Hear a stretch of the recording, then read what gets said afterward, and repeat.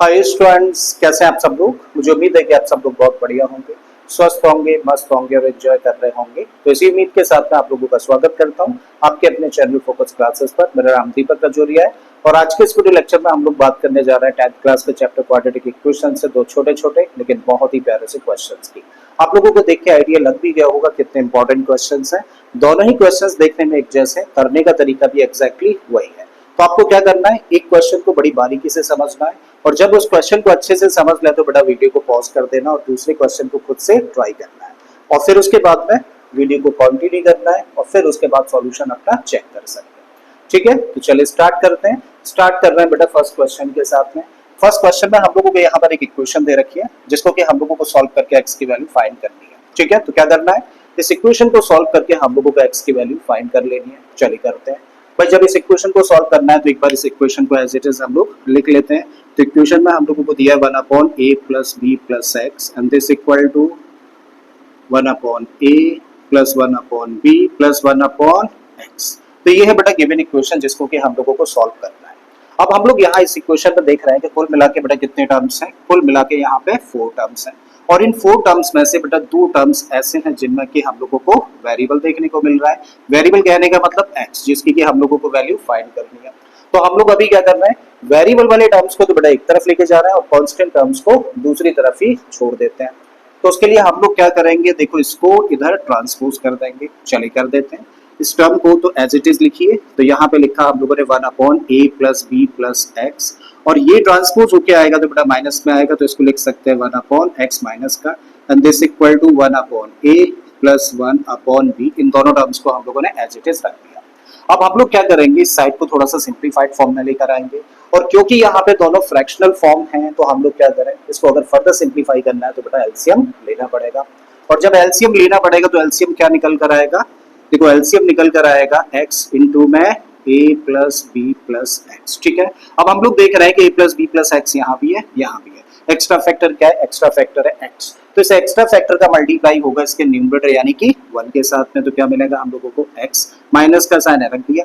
x is there तो extra factor क्या है, ये ब्रैकेट यानी कि a + b + x। तो a + b + x का बेटा मल्टीप्लाई होगा इसके न्यूमरेटर यानी कि 1 के साथ में, तो यही मिलेगा हम लोगों को। यही कहने का मतलब a + b + x मिलने वाला है एंड दिस इक्वल टू, यही काम देखो हम लोग इधर कर रहे हैं। यहाँ भी दो फ्रैक्शंस है, इनको फर्दर सॉल्व करना है, सिंप्लीफाइड फॉर्म में लाना है, तो क्या करें एलसीएम लें और दोनों का एलसीएम क्या होगा, दोनों का एलसीएम होगा a।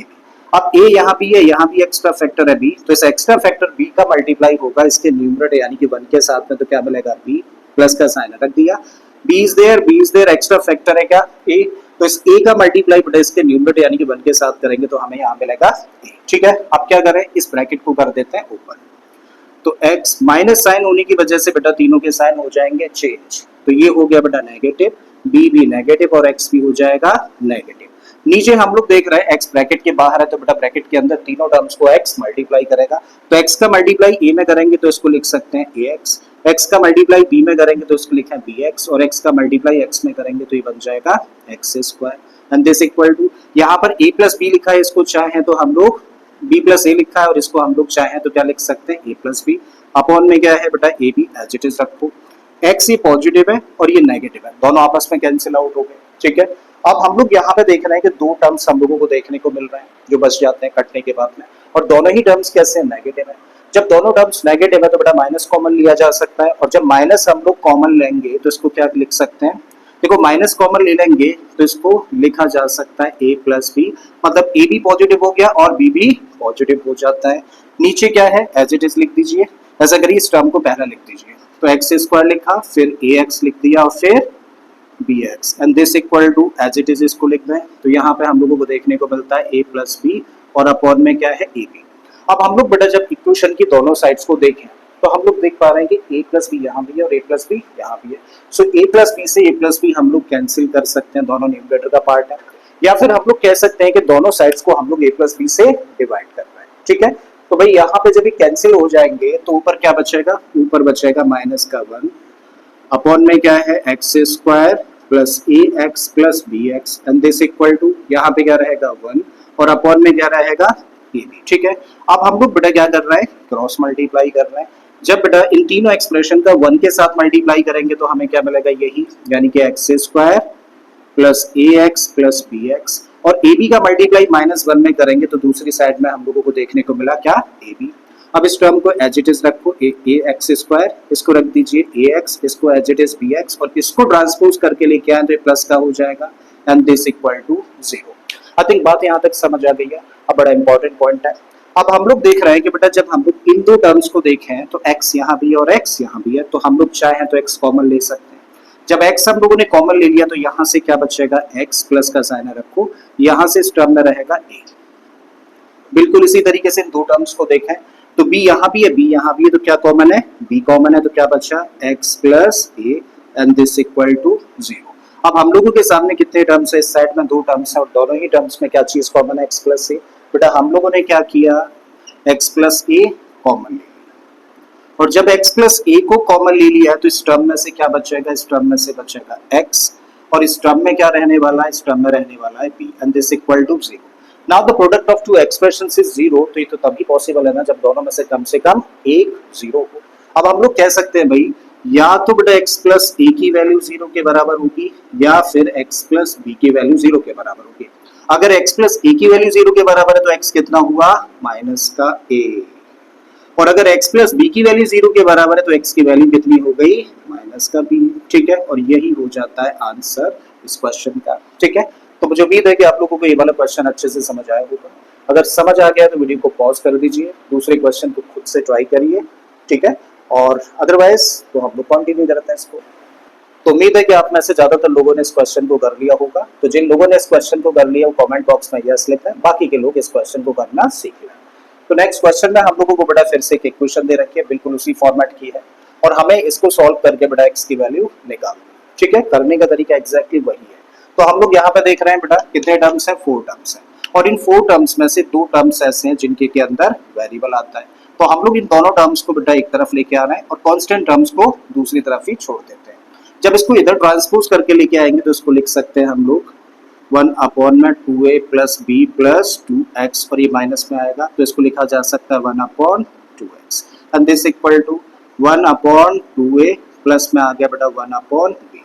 बेटा दो टर्म्स है फ्रैक्शनल फॉर्म में, सिंप्लीफाइड फॉर्म में लाना है तो क्या करना होगा, दोनों का एलसीएम लेना होगा, और जब हम लोग दोनों का एलसीएम लें तो क्या निकल कर आएगा, दोनों का एलसीएम होगा, नीचे लिख देते हैं थोड़ा सा, दोनों का एलसीएम होगा 2x इंटू में 2a plus b plus 2x। Clear है।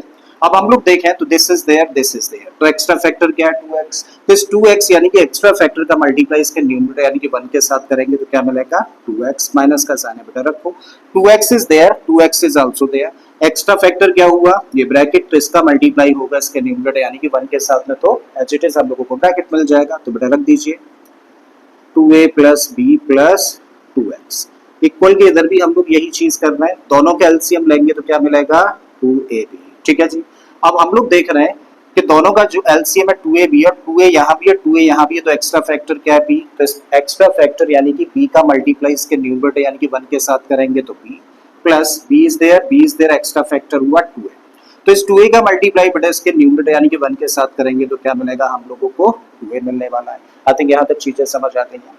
अब हम लोग क्या करें, यहाँ पर इस ब्रैकेट को बेटा ओपन कर देते हैं, तो इस टर्म को तो एज इट इज लिखिए यानी कि 2x, माइनस साइन होने की वजह से अंदर के साइन चेंज हो जाएंगे, तो ये वाला टर्म हो गया नेगेटिव, ये भी हो जाएगा नेगेटिव और ये भी नेगेटिव हो जाना है। यहाँ पर हम लोग देखें तो 2x और इंटू में ये ब्रैकेट है, और यहाँ भी देखा तो 2 इंटू में a भी है, तो 2 बेटा हम लोगों को एज अ फैक्टर यहाँ भी डिनोमिनेटर का पार्ट दिख रहा है और 2 डिनोमिनेटर में यहाँ भी एज अ फैक्टर दिख रहा है, तो 2 से 2 हम लोगों ने कैंसिल कर दिया।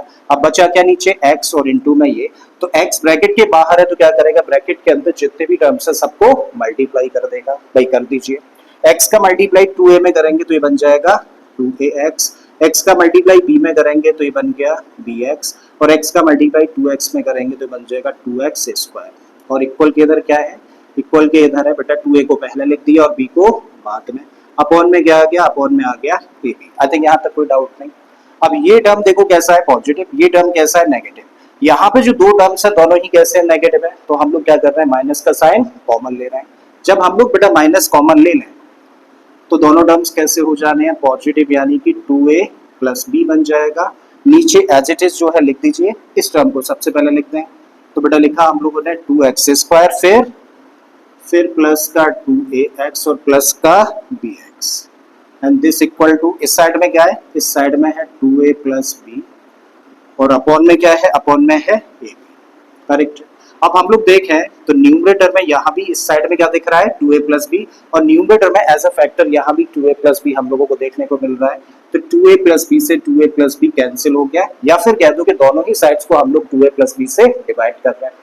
जब हम लोगों ने इसको बेटा कैंसिल कर दिया तो यहाँ पे क्या लिख सकते हैं हम लोग, यहाँ पे लिख सकते हैं -1 अपॉन में 2x square plus 2ax plus bx and equal के इधर देखें तो क्या है 1 है अपॉन में ab, क्रॉस मल्टीप्लाई करना है। जब इसका मल्टीप्लाई 1 में करेंगे तो हम लोगों को यही मिला, यानी कि 2x square plus 2ax plus bx और ab का मल्टीप्लाई -1 में करेंगे तो इक्वल के इधर क्या आ गया माइनस का ab। नेक्स्ट स्टेप में बेटा इसको इधर लेकर आ रहा है तो इसको लिख सकते हैं 2x square plus 2ax plus bx और ये प्लस का हो जाएगा यानी कि ab and this equal to 0। अब बेटा फर्स्ट टू टर्म्स का देखिए कुछ चीज कॉमन है क्या, तो 2 यहाँ भी है, x यहाँ भी है, 2 यहाँ भी है, x यहाँ भी है, मतलब क्या कॉमन है 2x कॉमन है, तो क्या बचा x प्लस a। यहाँ देखें तो b यहाँ भी है, b यहाँ भी है, तो क्या बचा, देखो b हम लोगों ने कॉमन लिया और b कॉमन लिया तो क्या बच गया x plus a and this equal to 0। दो टर्म्स है और दोनों ही टर्म्स में क्या चीज कॉमन है, देखो दोनों ही टर्म्स में कॉमन है x प्लस a और जब x प्लस a कॉमन लिया मतलब इस टर्म में से ही बाहर चला गया तो क्या बचा 2x, तो यहाँ पे रखा 2x plus b and this equal to 0। Now the product of two expressions is 0, जो कि तभी पॉसिबल है जब दोनों में से कम एक 0 हो। तब हम लोग कह सकते हैं बेटा या तो x प्लस a की वैल्यू 0 के बराबर है या फिर 2x प्लस b की वैल्यू 0 के बराबर है। अगर x प्लस a बेटा 0 के बराबर है तो x कितना हुआ माइनस का a हो जाता है, ठीक है। और अगर ये 0 के बराबर है तो 2x किसके बराबर हुआ माइनस के b के और x किसके बराबर होगा माइनस b अपॉन 2। तो बेटा x के लिए ये दो वैल्यूज निकल कर आ जाती हैं, ठीक है। तो ये दूसरे पार्ट का आंसर हो जाता है। तो मुझे उम्मीद है स्टूडेंट्स कि आप लोगों को दोनों ही पार्ट्स बड़े अच्छे से समझ आए होंगे। बहुत इंपॉर्टेंट क्वेश्चन है, आप लोगों को अगर अच्छे से समझ आया तो प्लीज वीडियो को लाइक कर दें, चैनल को सब्सक्राइब कर लें अगर आपने अभी तक इस चैनल को सब्सक्राइब नहीं किया है, और अगर हो सके तो इस वीडियो लेक्चर को अपने दोस्तों के साथ में शेयर भी कर दें।